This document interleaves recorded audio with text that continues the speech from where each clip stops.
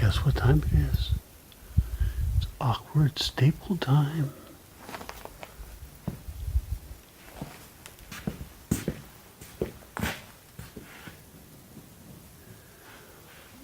Oh, okay. Put the whole roll up here. I designed it to be 2 feet tall so that the roll would fit top to bottom. You just come back here to the back corner and tack it down with big boy staples. Maybe I can get around, maybe I can't. But I want it to be square.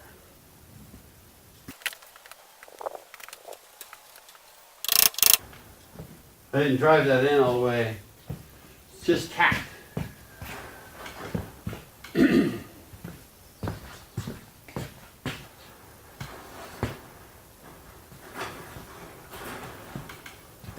be so much easier if I had a beautiful assistant. But my beautiful assistant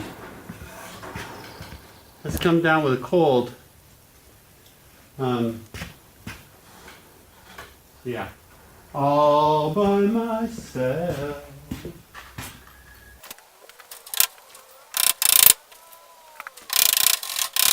One more down here, and then I will straighten it out to that end, and then use a lightweight staple to fill in all the gaps, which would be way faster.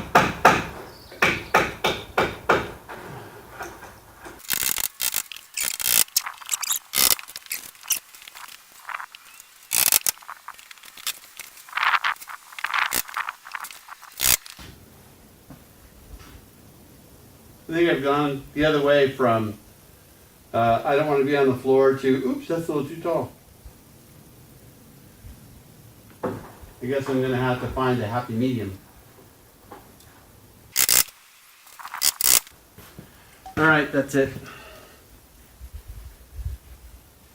I'm going to put it up on stands.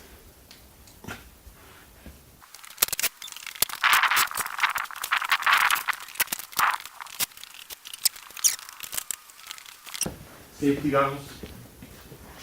Check. Faster way of stapling things. Check.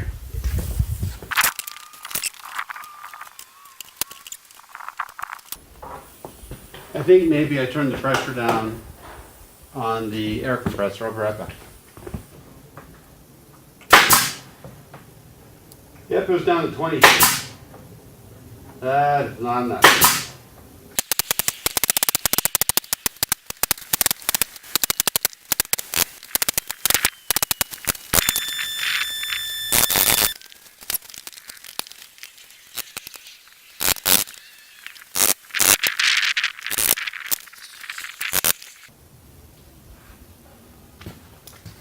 Get some more screws, and we'll get back to productivity.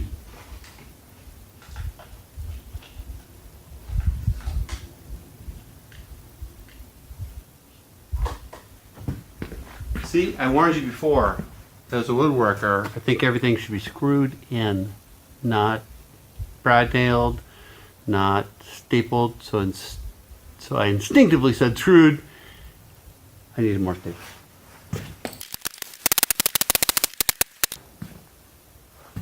Too much pressure, it's splitting the wire in half.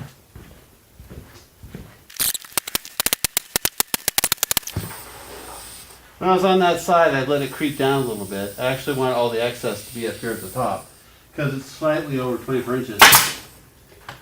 And I don't want to drag it.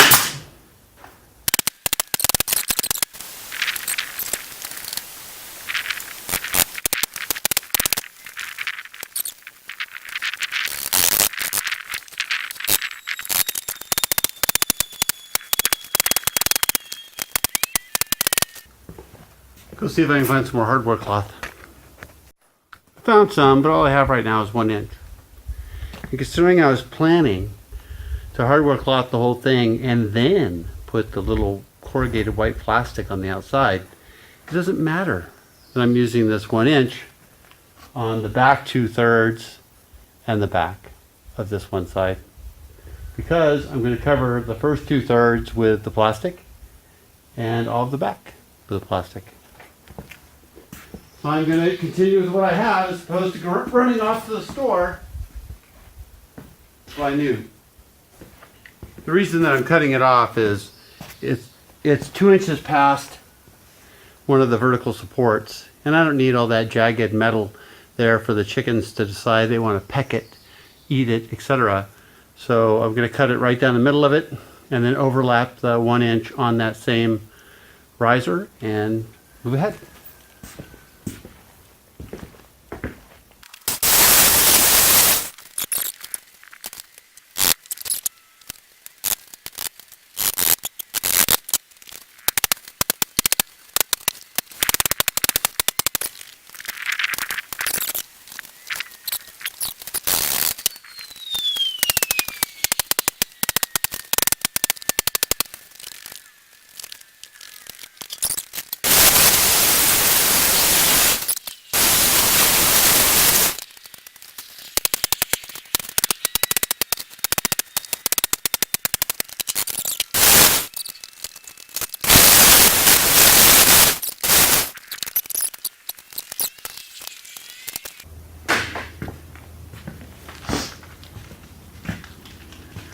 They're just normal hinges. Actually, they're the cheapest hinge I could find that wasn't bronze. Brass? Bronze? That color.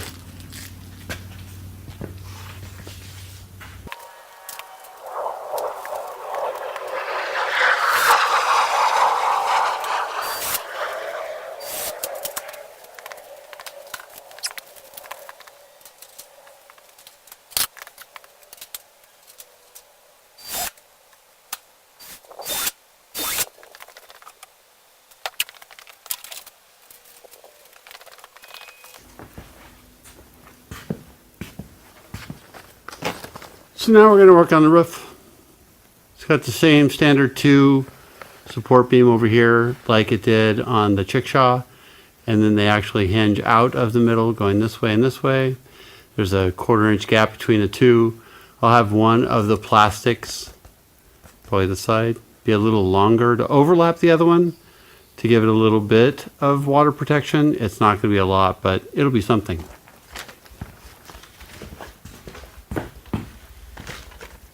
Oh, the other difference between this and the Chickshaw is I lined up the edge of the roof with the sidewall.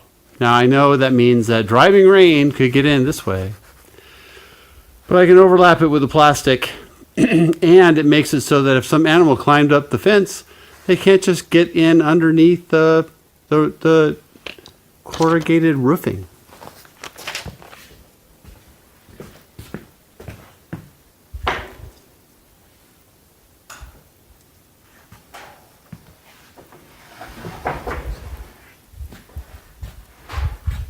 Well, I made a mistake bringing all of those with me. They don't fit here. They're the same width as the any board, so they're just going to fall in the hole. I'll try putting them down here instead.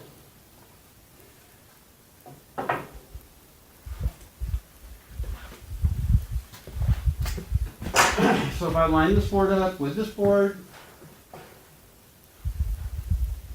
put it on the hinge, and roll it up. You just simply screw it right there. Boom.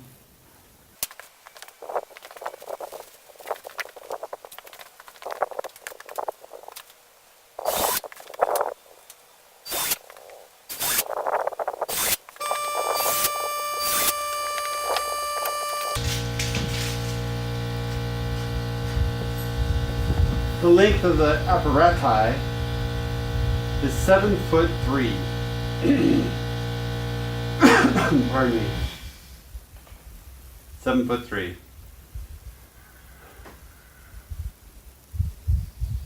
So half of that is 43 and a half.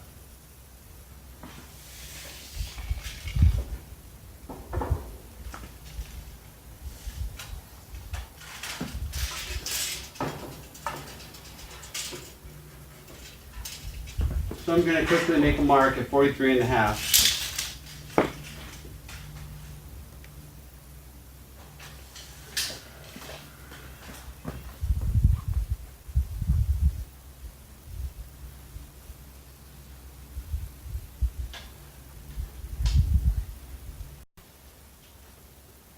43 and a half is right here.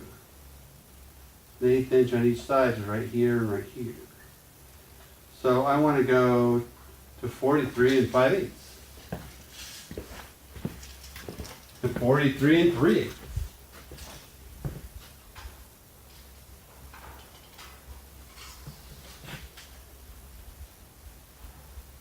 (43 and 5/8), 43 and 3/8.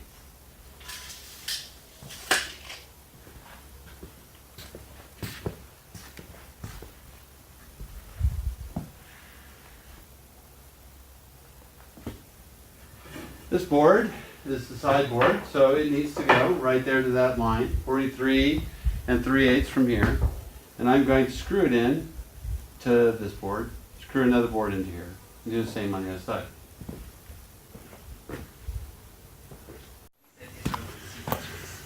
Well, my phone filled up on memory, so I built the roof without you, but I can show it to you now. And then I've cut the plastic to go on top. We can install it and put on the wheels. It's done.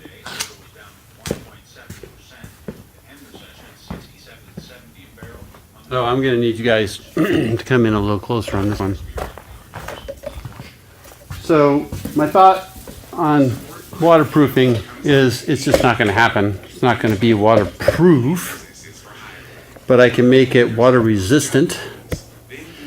And the way that I plan on doing that is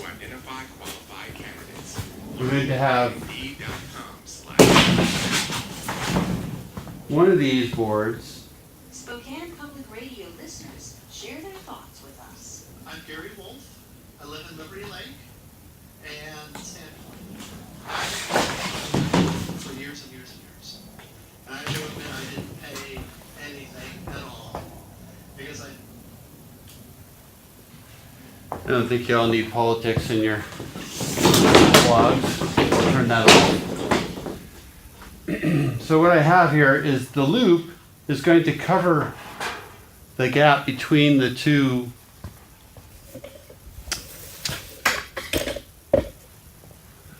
the last loop here is going to cover this side. Okay, so when this piece comes in,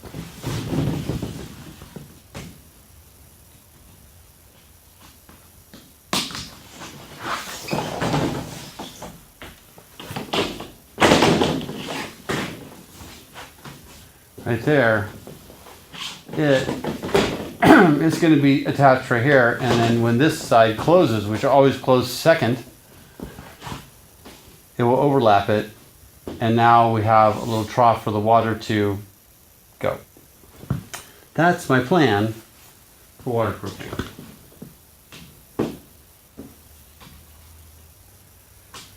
I sure hope it works out.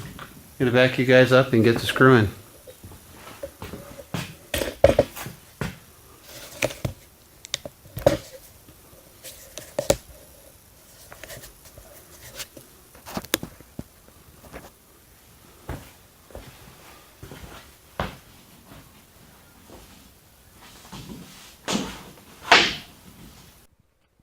All right, so the chicken tractor videos had some problems.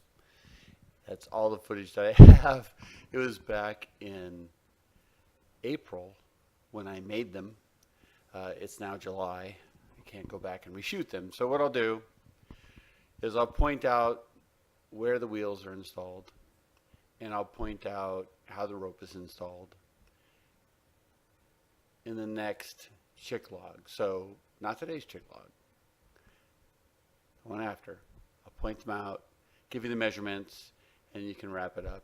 I'll also show where I attach the plastic all the way around it. That's just corrugated roofing material. It's at your home improvement center right below where you pick that up. There are special screws. They're like lag bolts with little washers attached to them already. That's what you attach it with. They've gone really easy and cool. This chicken tractor is now in its second batch. Between batches, I lean it up against a wall so the water runs off of it to kind of help that cedar even last longer. And I think if you make it, you'll be very happy. The measurements on it are about 7 feet by 6 feet, which is 42 square feet inside. If you take out the beveled corners, which only one of them is occupied with a feeder, you're going to get down to like 40 square feet. So technically, if you move the chickens every day, you can safely have 40 chickens inside this chicken tractor. 1 square foot is appropriate if you're moving the tractor on pasture. If not, chickens need 4 square feet per bird. If you just wanted to have this be their chicken coop and have them sit in one spot, it is nowhere near big enough for 25 birds. Anyway, I hope you enjoy the videos and the plans. If you have any questions about what I missed or didn't adequately show, go ahead and leave me a comment below and I'll answer it. There was one addendum. I'm going to attach that video right here, and have a great time. Here's a little update segment on the roof of the chicken tractor. When I built it originally, even though you could hardly see it because of the camera issues, the board that has the hinge on it that goes that way, you need 2 screws in it, not the one that I put in originally. What happens is, if you put in the one and you center it like I did, that hinge will actually roll over and you'll end up with a 4-inch gap in the middle, and you'll be wondering what the heck's going on. So make sure you put 2 screws on the hinge board on both sides, both ends, and your roof will be epic.